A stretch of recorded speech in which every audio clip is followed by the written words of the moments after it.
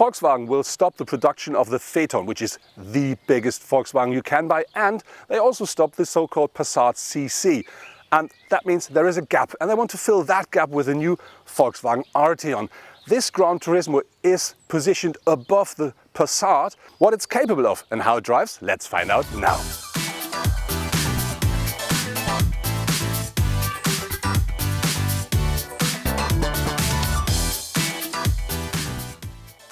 The Volkswagen Arteon is available in 3 different trim levels.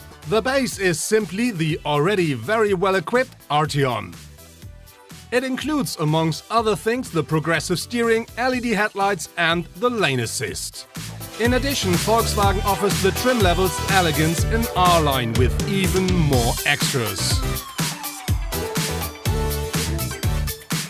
When the Arteon arrives at the dealers, there are 3 engines available for the car. They will have one petrol engine, 4-cylinder 2 liters with 280 horsepower, and 2 diesel engines, both 2-liter 4-cylinders with either 150 or 190 horsepower. Later the year, there will be the new 1.5-liter petrol engine available, the TSI, which we already know from the Volkswagen Golf, and 1 diesel and 1 petrol engine, both with 190 brake horsepower, both 2-liter. And gear shifting is easy either with a 6-speed manual or the 7-speed DSG. For some of the cars there is 4Motion available as well.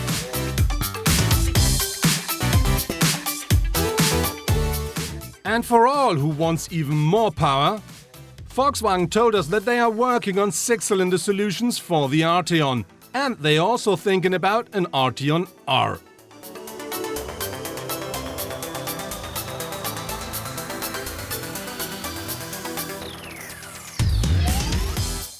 Our Arteon features the 4-cylinder 2-liter diesel engine with 240 brake horsepower and 500 Newton meters of torque. And I have to say that really works more than well. This is combined with a 7-speed DSG, and that really is a very nice package. Top speed is 245 kilometers per hour, more than enough.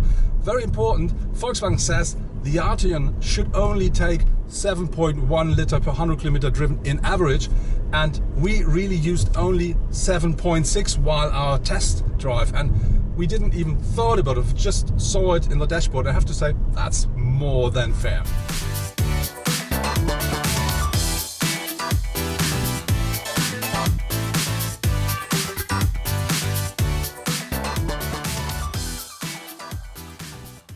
The interior of the Arteon really is very nicely made. We find great materials, good craftsmanship. Everything is the way it should be, but that's because you sit inside of a Passat.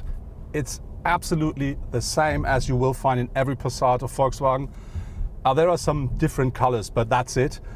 It's all good, but with this, let's say, promise from the outside, the car should have given a bit more luxury feeling, or let's say something special at the interior as well.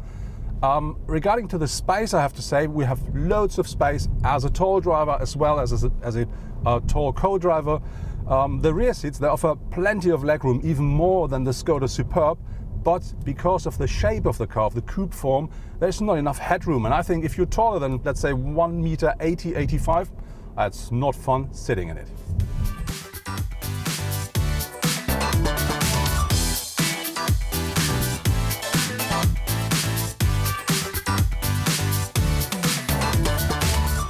Looking at the front of the Arteon, what you see it looks like it's all grille. So I would say this is for me the barbecue front. But I have to say, because of all these horizontal lines, the car looks very wide, very solidly on the road.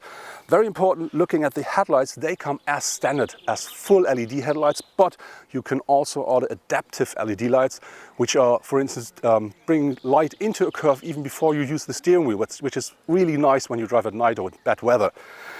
Having a look at the bonnet, this is very wide. It goes down here into the wheel arches, so this is something very unique, and I think it's very sculptural, so I really like that shape. Looking at the side of the car, you see the shape of the car is very much a coupe or a Gran Turismo. We have this very long bonnet here. We have a quite flat glass house that really drops to the rear a lot. That really gives the car an extra dynamic look.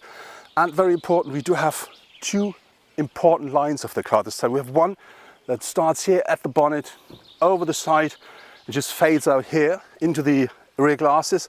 And another one, which I think is more important, is the one that is here, starts here and that runs across the whole car and into the taillights. That really looks very nice. And something I really like is this line down here with this chrome application, because that really is shadow and light, and that really puts the car deeper down to the road. It looks very nice. But now let's have a look at the wheels, because what you see here is we have 20-inch alloys, black. They are not standard. And what I really don't like, because I think they're so beautiful, is they only have one wheel for the whole car, which means the shovel form we see here is the same on both sides. That means it runs that direction here, the other direction on the other side. I think they should invest a bit more just to fix that thing. But the rest, a real beauty. Looking at the rear of the car, the first thing that you see are these very wide shoulders of the car. The car at the rear is a lot wider than at the front. That really gives the car a very solid look from the rear. And what I really like are these taillights here. They go around the car, around the corner, and they're not only very nice, they also come as standard with LED technology. Then, of course, very important for the car are these big exhausts. They really look very nice and they give extra sportiness.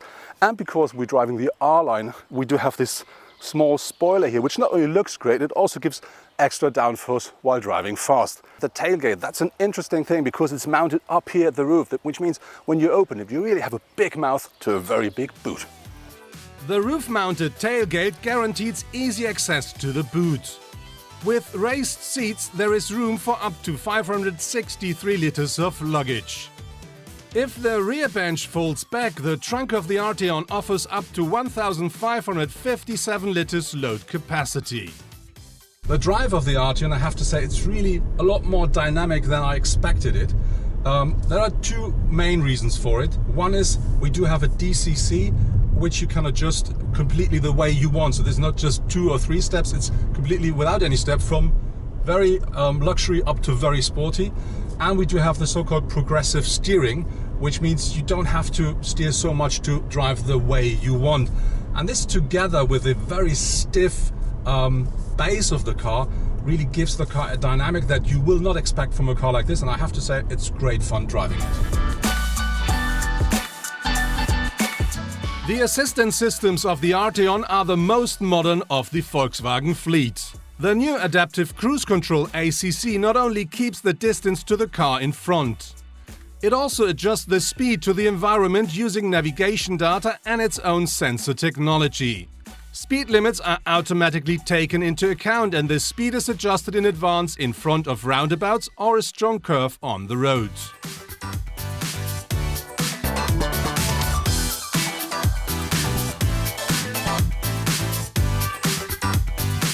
That was our review with the new Volkswagen Arteon. And I have to say, I really like the shape and the look of the car. It's absolutely fabulous, but it's a bit disappointing when you enter the car because then you sit in a standard Passat. So I would love to have a bit more chic at the interior.